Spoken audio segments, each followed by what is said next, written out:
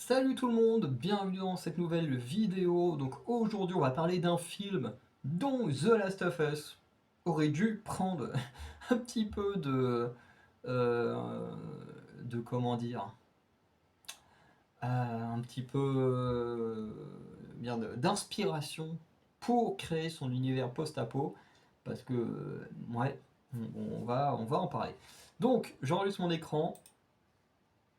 Hop, donc le film In the Lost Lands, donc dans les terres perdues, ouais, clairement, en plus c'est de ça qui parle dans le film, donc voilà. Donc le synopsis, la reine mélange désespère de trouver l'amour. Pour conjurer le sort, elle fait appel à Grey Alice, une puissante et redoutée sorcière. La reine souhaite obtenir le pouvoir de se métamorphoser en loup-garou avec l'aide d'un mystérieux chasseur nommé Boyce. Alice va devoir affronter. Oui, c'est vrai que j'ai pas fait la pause, du coup ça fait très bizarre ma phrase. Avec l'aide d'un mystérieux chasseur nommé Boyce, Alice va devoir affronter de sombres créatures et des ennemis impitoyables des terres perdues. Elle sait par ailleurs que chaque souhait qu'elle exauce aura des conséquences inimaginables. Donc le synopsis est plutôt sympa. Au casting, du coup, enfin d'abord, j'allais partir direct sur la fin, et hop. Du coup, c'est produit par Constantin Film, Dreamboss Entertainment et Rusalka Film, qui a été diffusé au cinéma. Réalisé par Paul W.S. Anderson, genre fantastique, épique, aventure et action, avec Mila Jovovich qui joue Grey Alice et Dave Bautista qui joue Boyce. Alors, dans le genre, il y a une chose où je suis pas d'accord. L'action, je suis d'accord. On a un film, il y a de l'action, c'est plutôt cool.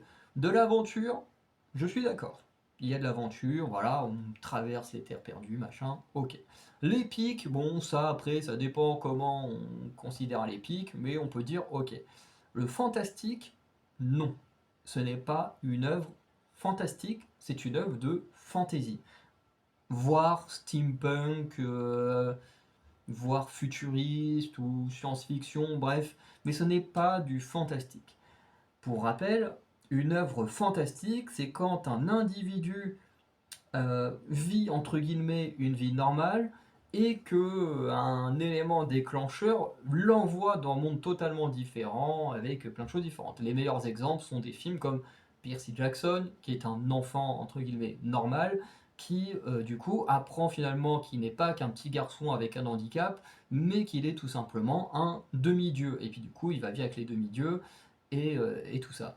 Harry Potter, exemple le plus connu au monde, voilà, où voilà, Harry Potter, petit garçon qui vit une vie tranquille. Bon, certes, comme pour Percy Jackson, il y a des petits trucs bizarres, mais bon, voilà, ils savent pas trop d'où ça vient. Et puis, bah, du jour au lendemain, Hagrid il arrive, oh, Harry, tu es un sorcier. Et puis, bah, voilà, il part dans le monde des sorciers, et voilà. Ça, c'est le propre du fantastique. La fantasy, c'est quand les personnages connaissent déjà l'univers dans lequel ils vivent. Par exemple, un Star Wars, pour moi, ce film-là, sont bien plus de la fantasy que du fantastique ou de la science-fiction. Alors moi, j'avoue qu'au Star Wars, j'ai du mal à le distinguer de la science-fiction parce que bah, ça fait très futuriste et tout ça.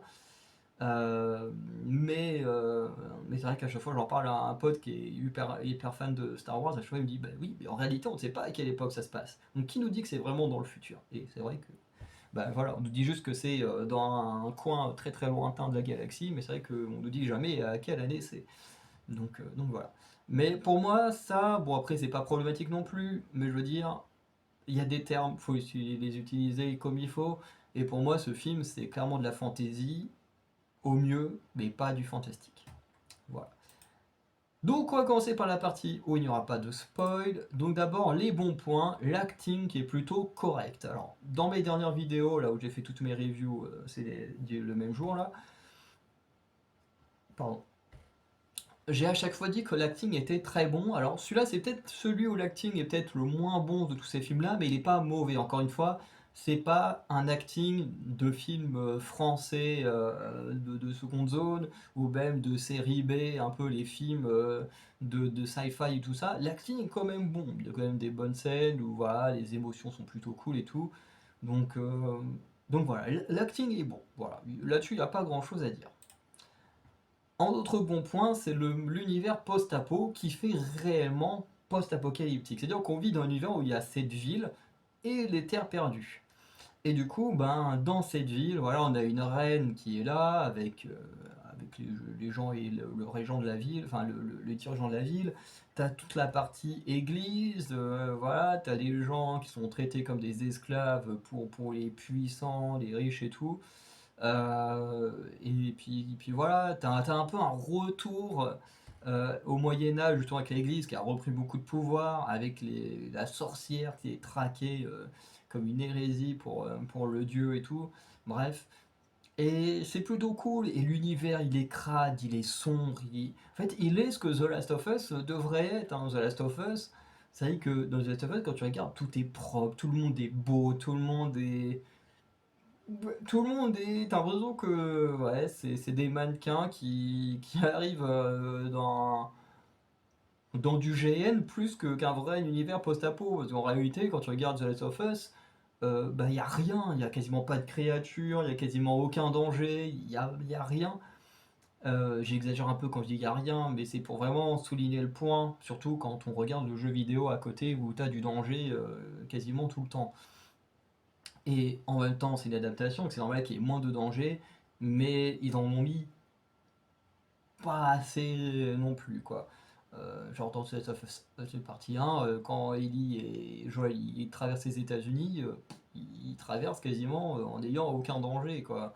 Ils ont des dangers quand ils vont dans des villes, mais en dehors, il n'y a rien. Alors qu'en réalité, dans le jeu, même en dehors des villes, il y a des problèmes. Bref. En tout cas, en termes aussi voilà, de propreté, tu vois, là, les gens, ils sont crades, ils sont pas beaux, ils sont... Voilà. Il y a vraiment un truc, tu sens que c'est la fin du monde, que les gens n'ont pas tous les mêmes moyens, n'ont pas tous le même mode de vie. Alors que dans The Last of Us, bah, quand tu regardes, ils sont tous propres, ils sont tous beaux, ils sont tous nickel. Quand ils partent tuer des infectés là, ou des trucs comme ça pendant les patrouilles, ils reviennent, ils sont nickel. Voilà, y a rien. Il n'y a pas d'effort de fait pour vraiment essayer de donner de la substance à l'univers post-apo, quoi. Ensuite, les bons points, c'est les scènes d'action. Les scènes d'action sont plutôt pas mal. Il y en a pas énormément, mais il y en a qui sont pas mal. Il y en a qui sont assez spectaculaires, notamment avec le train.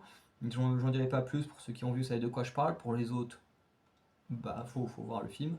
Mais voilà, je trouve que les scènes sont plutôt sympas.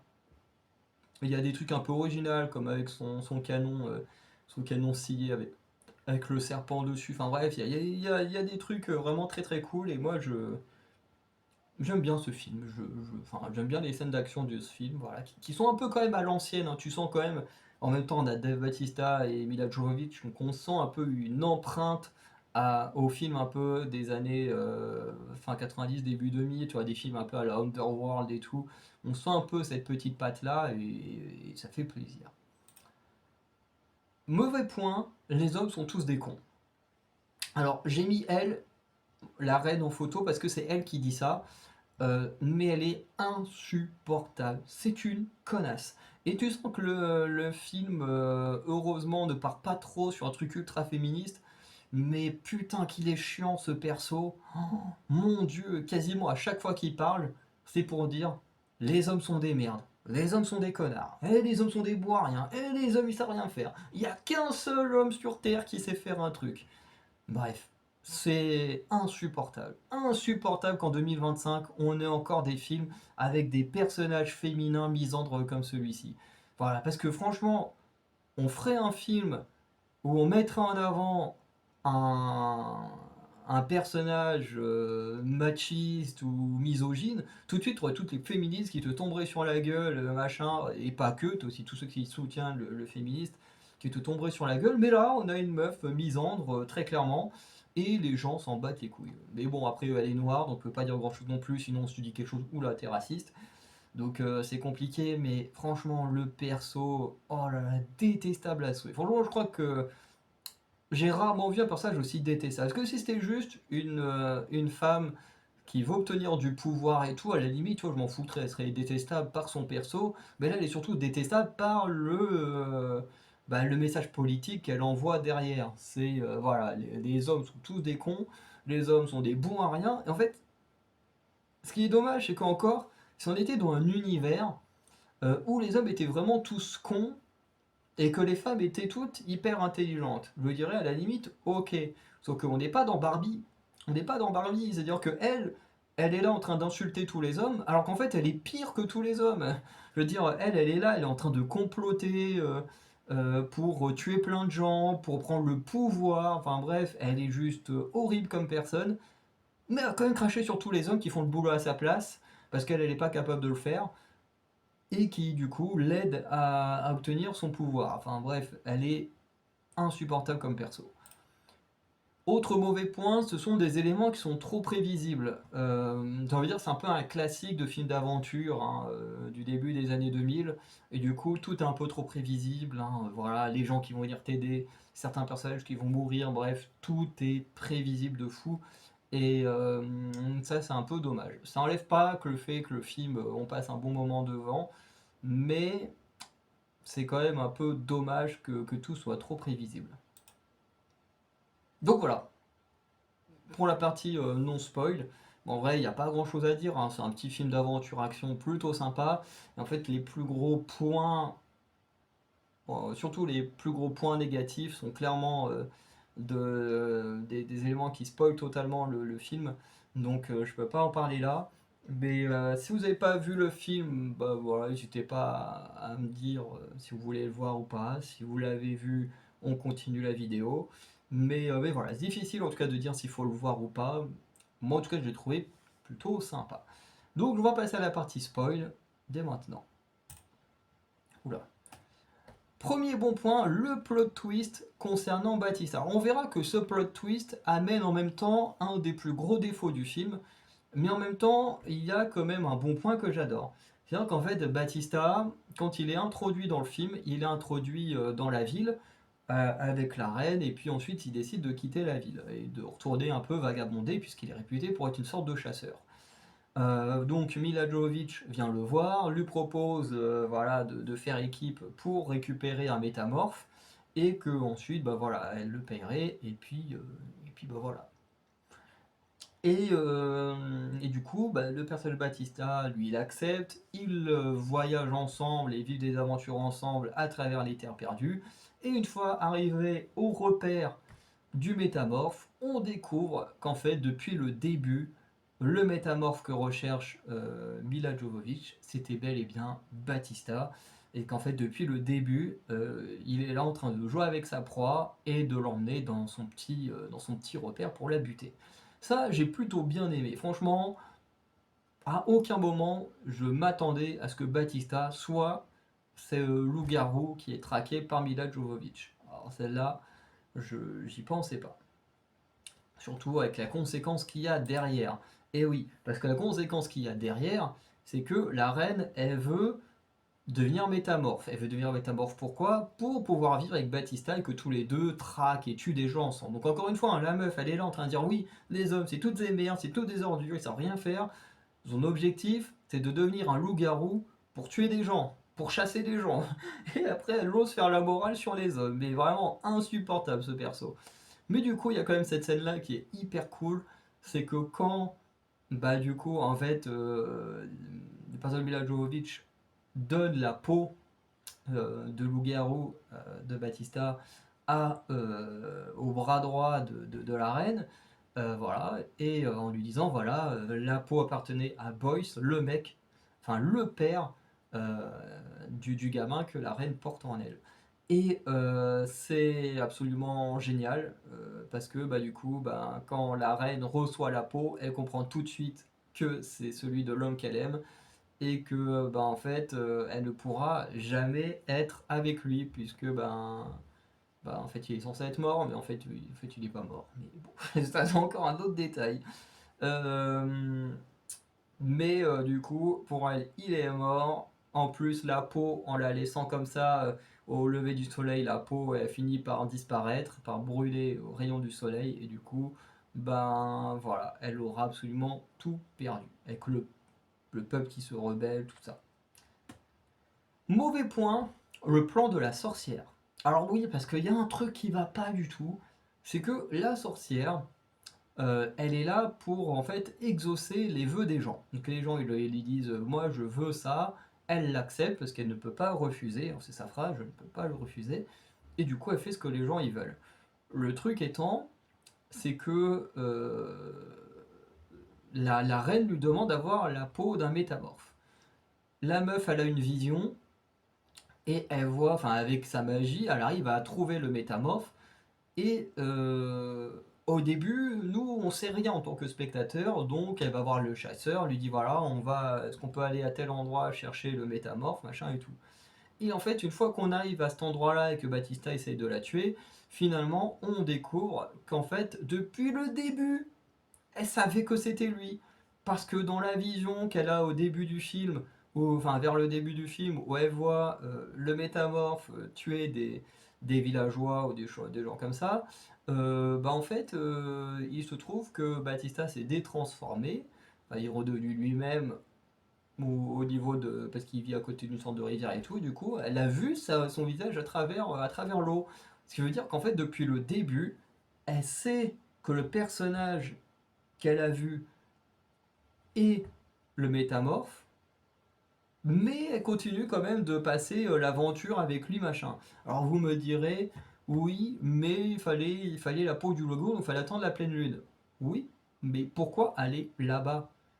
Je veux dire, est-ce que les loups-garous, il faut vraiment un endroit précis pour qu'ils deviennent loups-garous? Est-ce qu'il faut absolument que je sois sur telle colline de tel pays pour me transformer en loup-garou? Non, tant que tu es dans les rayons de la pleine lune, tu es censé te transformer, voire même dans certaines légendes, tu te transformes dès que la pleine lune est là. T'as pas besoin de la voir ou quoi que ce soit. Et là, le plan, il est quand même un peu haché. Bon, après, c'est vrai qu'elle est poursuivie par l'église, mais voilà, c'est pas. Enfin, je trouvais que le plan était pas ouf. Je veux dire, depuis le début, tu sais à qui t'as affaire, tu sais à qui t'as affaire, tu le chopes discrètement. En plus, t'as des pouvoirs, elle a des pouvoirs pour manipuler les gens. Tu le chopes, tu le manipules, tu l'enfermes dans une cage, dans un truc, hop, et dès qu'il se transforme, clac, tu lui prends sa peau. Pourquoi vivre toute une aventure? Alors oui, bah oui, sinon il n'y aurait pas de film. Mais voilà, je trouve que c'était pas ouf. Bon, elle aura profité pour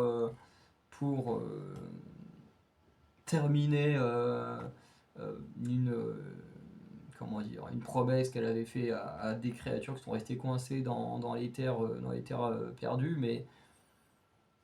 mais voilà, je trouvais que son plan était vraiment pas ouf, quoi. Quand tu vois que dès le début elle savait qui c'était, d'un coup t'es en mode hein, quoi? Quoi? Pourquoi? Comment? Et du coup, du coup, pourquoi avoir fait tout ce voyage de plusieurs jours je veux dire, la pleine lune, elle le transformera n'importe où. Tu pouvais clairement le choper, poum, en 2 secondes, l'enfermer, et puis c'est bon. Mais bon, encore une fois, il n'y aurait pas de film sinon. Mauvais point, la fin avec la rébellion qui ne fait aucun sens. Et oui, parce que au début on a des esclaves partout. La reine, elle finit par prendre le pouvoir, notamment en se débarrassant de l'église et tout ça. Et malgré ça, elle continue à faire travailler le peuple comme des esclaves, hein, tout simplement.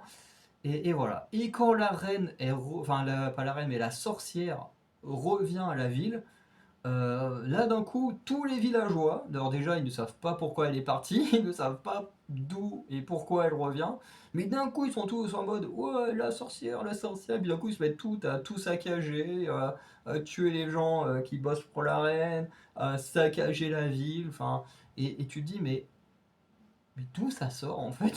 D'où ça sort? Tu vois, encore trouver un personnage lié à la rébellion, ou enfin lié à ses esclaves, et qui aurait commencé à insinuer une rébellion, un truc comme ça, à la limite. Mais là, t'as vraiment zéro info, t'as rien, c'est d'un coup à la fin du film, quand Mila Jovovich revient, boum, tout le monde se met à se rebeller et tout, ça n'a absolument aucun sens. Mais bon, c'est comme ça.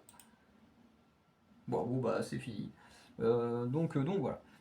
Donc malgré tout ça, malgré les défauts du film, je l'ai quand même apprécié. J'ai quand même passé un bon moment. C'est vrai qu'en fait, quand tu découvres le film la première fois, c'est plutôt pas mal.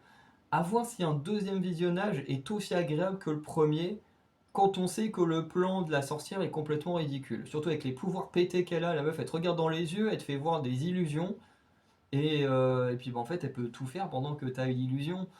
Et on l'a très bien vu dans le combat final entre Batista et la sorcière. Et ce qui fait que le film fonctionne moyennement, quoi. Une fois que tu arrives à la fin, tu dis, mais en fait, elle aurait pu utiliser son pouvoir dès le début, le neutraliser dès le début, et le vaincre dès le début, en fait. Bon, certes, elle aurait dû attendre la pleine lune pour lui enlever sa peau, mais quand même. Donc, voilà, pour moi, il y a des trucs qui vont, il y a des trucs qui vont pas. Voilà, c'est un film plutôt moyen, moyen plus, quoi. Voilà. Donc, n'hésitez pas à liker, vous abonner et laisser un petit commentaire pour me dire ce que vous avez pensé de ce film. Voilà, je suis très curieux. Et sinon, je vous souhaite une bonne journée, une bonne soirée. Je vous dis à très bientôt. Ciao tout le monde.